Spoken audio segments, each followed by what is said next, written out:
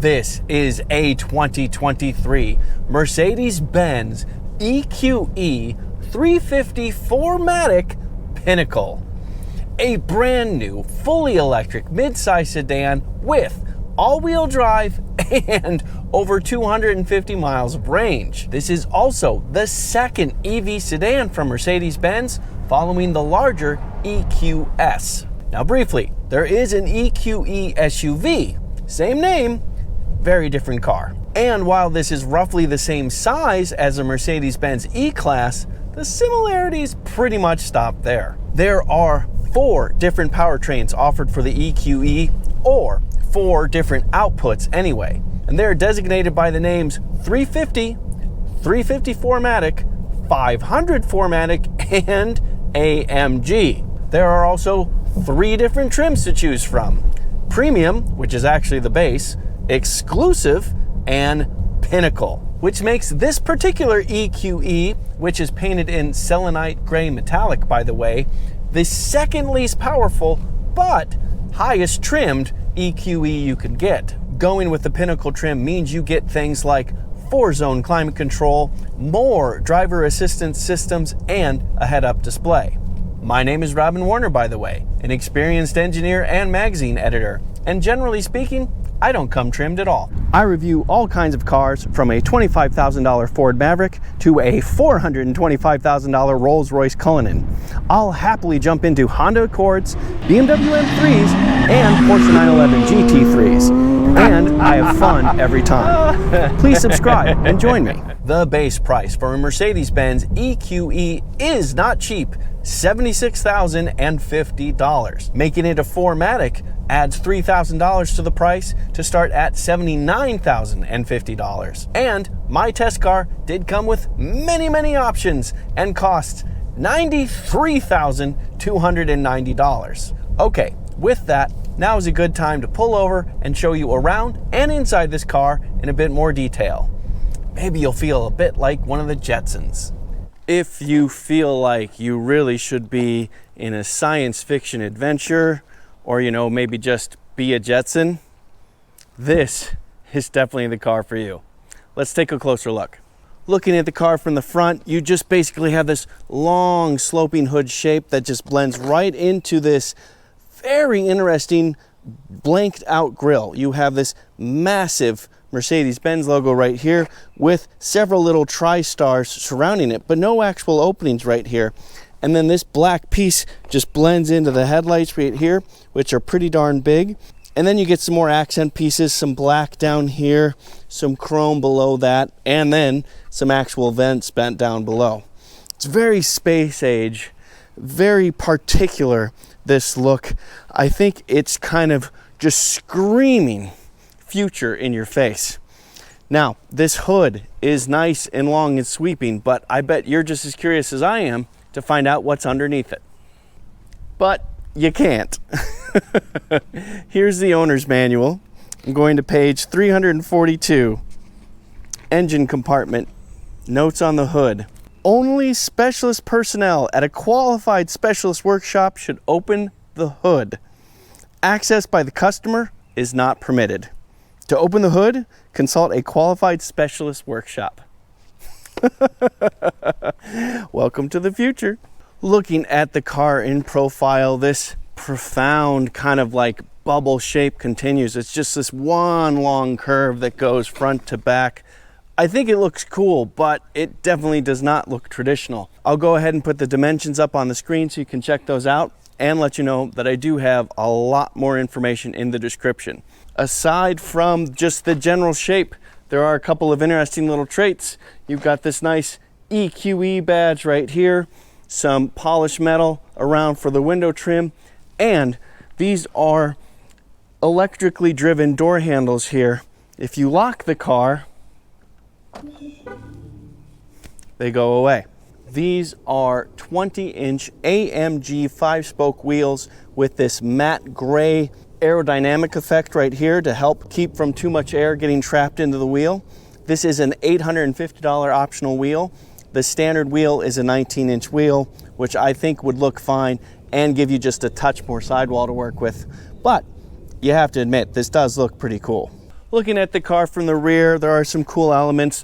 Obviously, we have this steeply raked rear windshield that just kind of flows right into the trunk. And I do like this subtle little lip spoiler baked into the back here. Also, I think it's quite cool how the taillights just run the width of the car from end to end. I think that's a nice touch. Plus this cladding that bulges out on either side of the license plate holder. But unlike the hood, we actually can open the trunk. Let me show you how much space is inside. And there is a nice and fairly deep trunk back here. You do have a fairly high entry here, but it does drop down an additional 6 inches. So it is pretty deep down here. You do get a little bit of additional storage underneath the floor. And there is a net on the driver's side to help hold smaller things in place and a couple of tie downs in front. If you only need to carry 2 people and need more space than this, that is actually quite easy to do. First, let me move the camera up. And with just a couple pushes of a button, you get ample space for long things or for additional bags or whatever you need, and room for 2. This is a little bit different than normal because I actually already have the car on, and that's because this is the Pinnacle trim, which means I have, among other things, 4-zone climate control, and I wanted to show that to you nice and lit up. Looking at the door, we do have this really nice sable brown interior here and then more of a beige below that. I really like the polished metal they used in the trim here and here. Because this has the $1,500 winter package, we do have heated rear seats back here as well. And the rear seats themselves have this really beautiful contour built into them. And by the way, this material is called Neva Gray Napa leather, and it is very soft to the touch, and it does look very pretty. I do quite like this stitching right here. I think that's a nice touch. I am 5 foot 11 inches or 181 centimeters tall, and I have plenty of knee room. I would say a good 6 inches. I also have good thigh support because the seat bottoms are nice and high, and less than a 90-degree bend in my knees as well. Despite having a panoramic moonroof, as you can see right there, I do also have headroom. Just barely, but I do have it, which is nice. Here is more specifically our 4-zone climate control area right here. As you can see, we have a lot of settings to choose from. And yes, of course, if you don't have a third passenger back here, you do have an armrest and what? Cup holders as well. How about that? All right, to the front. Okay, you get more of the sable brown and the beige. You get more of the nice metal, but up here you get more seat controls as well as heated and ventilated seats. Now the ventilated seats are actually a standalone option, $450, and just beneath that you do get 3-position seat memory. Most of the seat controls are right here, but there is some lumbar adjustment down here. You also have a nice metal Mercedes-Benz kick plate right there, and a few controls for the lights and the electric parking brake to the left of the steering wheel. This piece right here is called Anthracite Linden Wood trim, and it is a no-cost option compared to other trim options. You get a 12.3-inch fully digital, of course, instrument cluster, and because this is the Pinnacle trim, we do have a head-up display just above that. Now, the steering wheel, of course, is a nice material here and has many controls on it. These controls here, that's cruise control, but above that, these are adjustments to the instrument cluster. And then over here, you have media and phone, and these are adjustments you can make to the center console touchscreen. The center console touchscreen is a 12.8-inch screen with a lot of haptic controls built into it, but you do have a few actual buttons beneath that. I'll talk about those in just a sec. But real quick, I wanted to show you. If I press home, you can see that you can choose from a lot of different displays for the instrument cluster. I currently have it at understated, because that's my vibe. Now, above that, these are adjustments you can make to the head-up display. I don't know if the camera will pick it up well, but I'll try. You have adjustments for all your screens, which I think is pretty cool. But to the center console itself, Just beneath that is the first and second of the 4 zones of the climate control system. And as you can see, you have a lot of adjustments here. You also have a power button, volume button. Now this is not an actual dial, but you just move your finger to slide it up and down to make that work. This system does, of course, have Apple CarPlay and Android Auto. It is wireless, and that is standard. Now there's a whole lot to go over with this screen, and that would take an hour by itself. But I did want to quickly show you, if you go to info, you get this information here, and you can choose between energy flow and vehicle, or you go to settings. In settings, you can choose a whole bunch of stuff, of course. And I wanted to quickly show you assistance. We have a lot of different assistance systems built into this car. Some of them are because we have the Pinnacle trim, but you can see we have driving assistance right here. Also, collision avoidance, all the different braking systems you've got, and some other assistance. But if you go to vehicle, you can choose driving functions, whether you want the car to creep like it's a gasoline engine with an automatic transmission, or you can choose dynamic select. This is the individual setting of the different drive modes, and drive modes are selected right down here, and we'll talk about those in just a second. And then of course there's different things like the lights or the system itself. All these different things are all adjusting. Moving back to the steering wheel, you might have noticed that we do have paddle shifters. That's to adjust brake regen settings. You have 4 settings. Normal recuperation is the default, but if you hit the negative paddle, you can go to strong recuperation, which is pretty darn close to 1 pedal driving, though it does back off and you still need to use the brake a little bit just to come to a complete stop.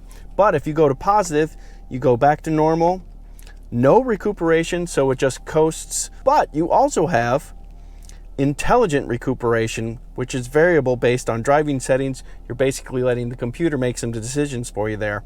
Looking below the screen, we do have this compartment right here, which reveals a wireless smartphone charger right there, some USB ports right there, and these are indeed cup holders. What you got to do, press them and they reveal themselves just like that.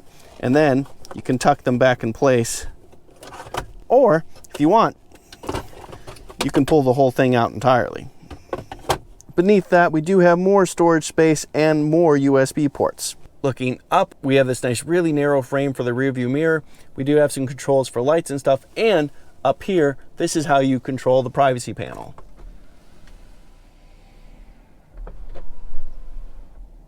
Lovely. Okay, drive modes. You have 4 drive modes: Eco, Comfort, Sport, and Individual. Individual is what I showed you earlier, but I think we'll spend most of our time in Comfort because, after all, this is a Mercedes, a very comfortable one at that. And I don't want to just tell you that, I want to show you. Let's get back to the drive. Okay, let's dig into the powertrain. And briefly, I'll go over the powertrains of all EQEs. The base E350 gets 288 horsepower, although the E350 rear-wheel drive model, the base model, gets 288 horsepower from 1 electric motor. The 4MATIC gets the same 288 horsepower from 2 electric motors, 1 on each axle. The E500 also has 2 motors, but gets 402 horsepower. And the AMGs, 617. Yeah, those are potent. Torque follows suit. There is a range of torque starting with the rear-wheel drive E350, which gets 391 pound-feet, all the way to the AMG, which makes 701 pound-feet of torque. Because this particular E350 4MATIC has 2 electric motors doing the work to get to 288 horsepower, that's really easy, but they do combine to make 564 pound-feet of torque. So if you look at the weight to power ratio of this particular car, it's very heavy, well over 5,000 pounds. Weight to power is about 18.9 to 1, not very good. But because it's electric motors, because it's electric torque, electric response, and that much torque, acceleration is way better than the weight to power ratio would suggest. Being electric motors, of course, it is just a single drive down gear. And yes, definitely 1 electric motor per axle means, of course, all-wheel drive. The battery pack is quite healthy in this. You get 90.6 kilowatt hours to use, and that officially gives you 260 miles of range. The rear-wheel drive E350 has an advantage there. It is lighter and can surpass 300 miles of range. Pretty darn good. When it is time to charge, you can do so at up to 170 kilowatts, which is not quite at the highest level. Some can get closer to 300 kilowatts, but this will charge from 10 to 80% in about a half an hour, 32 minutes. And on a regular level 2 system, you can go from 10 to full charge in about 9.5 hours.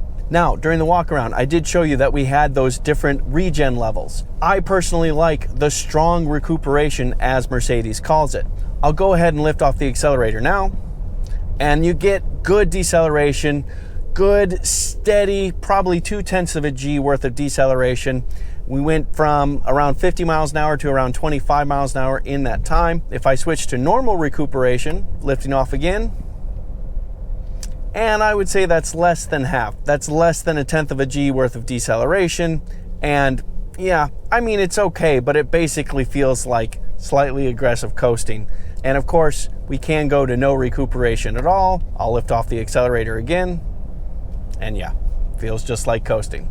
The other thing I find really fascinating about this car, about this powertrain, and I don't know whether I like it or not yet, is all the noise it makes. So I'll just be quiet and floor the accelerator. It feels like you're watching a movie of some space explorer hitting escape velocity or maybe warp speed and going off into deep outer space or something like that. It is very, very sci-fi to me, these sounds. And you know, you get all kinds of different sounds in different circumstances. Even getting in the car gives you these different, like, womp, womp, womp kind of different sounds. It all puts you in like a very specific mood. For me, it's novel, it's fun, but as an owner, I don't know. I don't know if I'd stay in love with it for too terribly long, or if there'd be a pretty short honeymoon period for that. Generally speaking, I like this powertrain a lot. Over 90 kilowatts is a good, healthy number. 260 miles of range is a good, stout number for just about any driving other than road trips. And even then, that will give you options in terms of how long you want to drive in between stops. It operates really smoothly. You have good thrust when you need it. Good response, of course. EVs always have good response. Right away, you get something. But this is, I will say, smoother than some powertrains.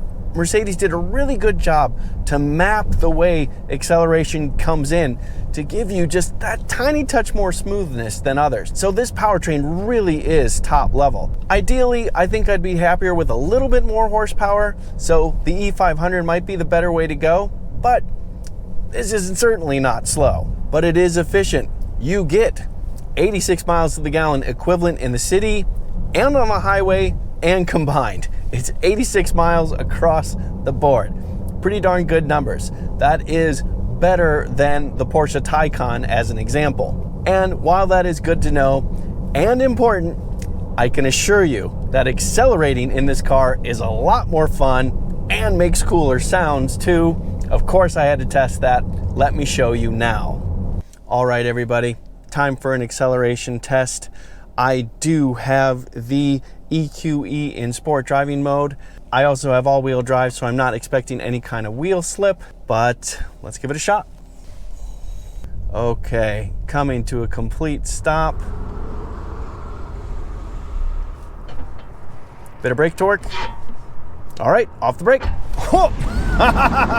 Nice, good pull. And listen to the sound. That is good acceleration from this 2023 Mercedes EQE 350 4MATIC. Just as I expected, all-wheel drive, not a hint of wheel slip, and 288 horsepower, but 564 pound-feet of torque. That's healthy. Mercedes says this will go 0 to 60 in 6 seconds flat and eventually hit 130 miles an hour. I have no reason to argue with that. Good acceleration. Of course, in a car like this, you're gonna wanna know what's the quality of the ride. Is it comfortable? Is it quiet? How are the seats? All that. Well, all of it is top notch. The seats are very comfortable and have lots of adjustments to fit your body just so. This particular car, having both heated and ventilated seats, means that it is really easy to have your backside at a nice temperature as well. The only thing about this car that isn't perfectly smooth, in my opinion, are the brakes. Most of the time, you can pretty much one pedal drive in this car with the strong recuperation setting on, and that's what I like to do. However, when you do need to use the brakes, there is some inconsistency in the feel. You get this like weird resistance to the pedal, but not much deceleration from it. You have to kind of push a little harder and push through it. I think part of the reason why it is noticeable, easily noticeable, is because everything else about this car is so smooth. And all of the things I just said apply to the car on roads like this and to the interstate. I did test it there as well, and while I was there, I did try a few of the driving assistance systems as well. Let me show you that. Okay, time for a quick stint on the interstate. I do have it back in the comfort driving mode, and I also have the instrument cluster in assistance mode, which gives a really nice high-end graphic of what the car is seeing and doing while we're driving. So definitely have to check that out. But of course, I'm also curious about wind noise and road noise on the rest. So let's see how it goes. Okay, cruise control is set. We're going 75 miles an hour to go with traffic. At this speed, the car is very, very quiet. Obviously, there's no engine noise to worry about, but also wind and road noise are really, really well isolated here. One thing I should mention about this does have the optional acoustic comfort, which means we have acoustic laminated windshield and driver and passenger front side door glass, and that really does help keep the wind out. Also, it's just generally well buttoned up in here, and road noise is quite good as well. This car also has quite a few assist systems, not least of which would be lane change assist. So if I take my hands off the wheel, of course it's going to stay centered in the lane, but also if I turn on the signal, lane change to the left, wow, there it is. Yep, so it'll change lanes for you as well. And not only that, it will show you what it's doing while it's doing it. There is the assistance screen of the instrument cluster, and with this on, I will once again ask to change lanes. Well, first of all, we're going through a subtle curve right now, and you can see we're staying quite well centered in the lane, but let's go ahead and change lanes. And there it goes. Changing lanes. But it was someone was pulling in just as we changed lane, so it had to hit the brakes as it was doing it, but it still finished it. We still got the lane change done, and there it is. Only now just tell me to put my hands back on the wheel. This is a cool graphic. This is very impressive. Overall, between the interactive instrument cluster in terms of all the information it shows, the center console touchscreen is huge, bright, easy to read, easy to use. We've got plenty of comforts in here, heated seats, ventilated seats. It's very quiet. It's doing a really good job to not use its battery too quickly. This is a fantastic road trip car. If you have good places to charge in between, yeah, this is mega. So what do we have in this 2023 Mercedes EQE sedan? We have the future. Both literally in terms of it being an EV and having a lot of really cool tech and stuff like that, but also figuratively. Mercedes really pushed this like futuristic vibe of this whole thing, from the basic shape of it to be very rocket-like, very orbital almost, to all the different sounds it makes and everything else. Everything about it just kind of puts you in this like science fiction vibe. I really feel that way. And that could be something that people really love, or it could be something that gets a little tiresome after a while. But what won't get tiring about this car, it is very comfortable, very quiet, and lots of options to keep you comfortable for a long time. You also have all the wireless connectivity you need and a bunch of charge ports as well. You have really good comfort for 4 adults in this car, not just 2, and decent trunk space as well. But this is definitely not the car for people who want to blend in. If you want to go green and be noticed while you do it, this is definitely the car for you. I'm Robin Warner, thank you for watching. And if you like this video, I would really appreciate it if you let me know by giving it a thumbs up. Doing so helps me out quite a lot. Also, if you're interested in something like the EQE, you should also check out the BMW i4. That is a little bit smaller than this and leans a little bit more towards the sports sedan side of things, but it has a lot of its own interesting features and is compelling in its own right. Also, one of the very first video reviews I did actually was on the Porsche Taycan. So if you want to see some of my earlier work, you can check that video out as well. And from there, I've reviewed a whole bunch of stuff by now. Something will pop up on the screen next to me. Hopefully it's something you're interested in. And if you do end up watching it, I definitely hope you like it. Okay, goodbye for now. Time to reach escape velocity.